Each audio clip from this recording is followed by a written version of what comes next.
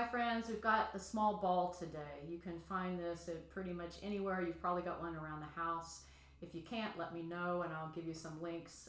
In Pilates, we call it the over ball. Generally, that's what you use.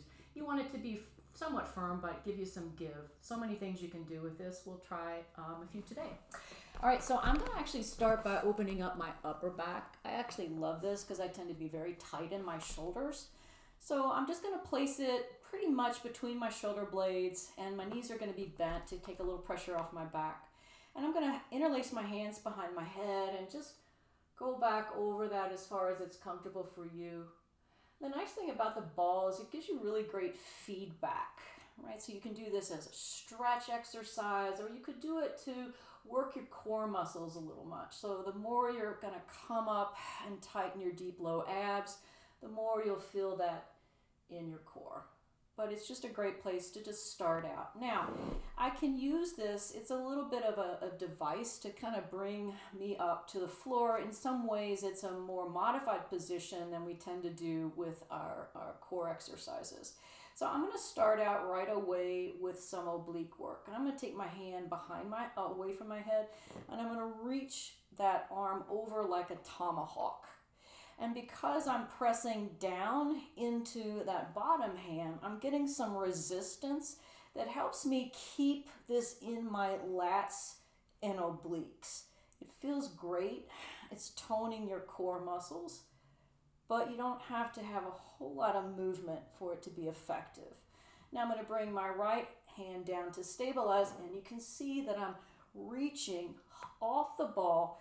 I don't want to just fling my arm at it. I'm trying to really feel like my lats and obliques are doing this dance around my spine. Always, of course, keeping breath flowing. Inhale and exhale. Now, I'm going to bring my hands into the center here, and I'm going to work a little bit more into my transverse abdominis. Inhale, exhale, scoop. Inhale, I hold, exhale, come down. So I have to get pretty deep and toned in my core to make this work because I'm already elevated slightly on the ball. But those of you who tend to get really tight in your neck and shoulders, it's a nice way to adapt so that you feel like you're getting a terrific abdominal workout without so much strain in your neck and shoulders, right? All right, so from there, I'm going to take the ball between my inner knees. Now I'm going to come up and do a little bit more of our C curve. And it's called that because the shape of your body becomes like a capital C. So I'm going to use this to really energize my adductors, my inner thighs, and how that draws directly into my deep core. So working with the arms here, take an inhale. I'm going to exhale and squeeze, come back about 3 or 4 vertebrae, keeping my shoulders soft. I inhale. As I squeeze that, I really feel that sensation of a coil, and then I sit up tall. I'm inhaling, exhale, I'm going back, really feeling that ball connect. I might go a little lower if I can control it. Inhale and exhale as I squeeze. I'm holding this round like there is a ball right in my lap. Those of you who have tight hip flexors, you may not want to go down quite as far because this tends to happen. Your feet start to flare up. So you go to where you can control it. But I promise you, 3 to 5 of these, you're going to start to feel, wow, how rich Pilates works the abs. Okay? We're going to come up one more time.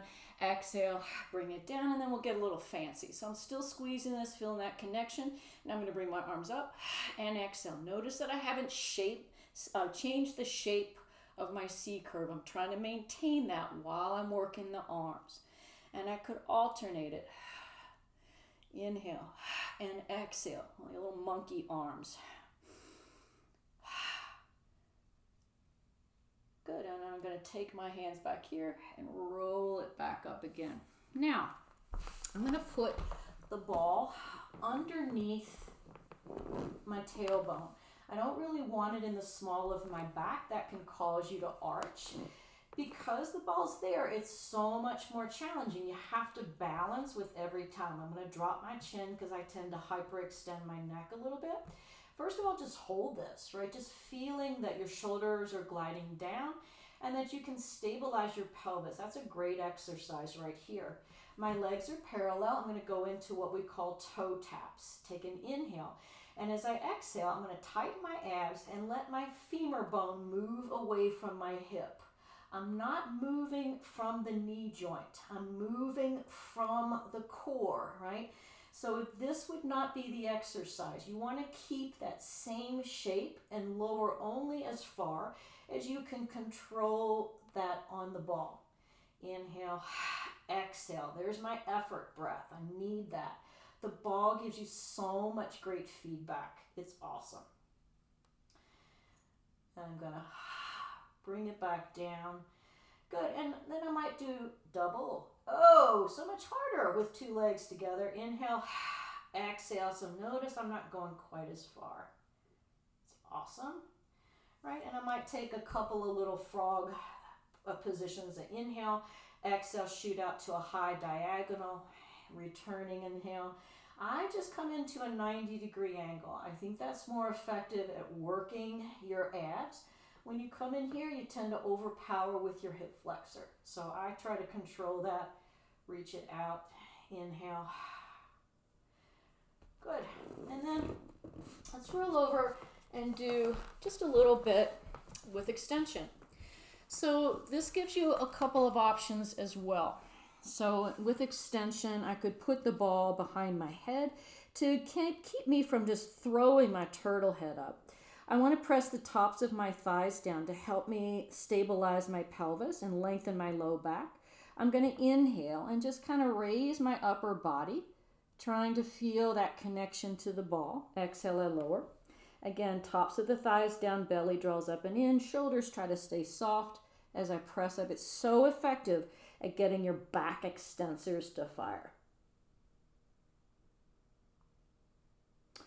Right, and then I could take the ball in front of me here and use this as a device to come up into a little bit of a swan. Same thing, thighs down, belly up, and I can just roll it in to help me stretch up, keeping my thoracic and cervical spine as one long piece. At the top, I could lift my head a little bit, but that's generally not where we need as much of our work. And then I could sit back into a little child's pose and maybe move the ball to either side just to stretch. And 5 minutes or so, you've got a lovely little workout, and we'll plan some more for next time. Thanks a bunch.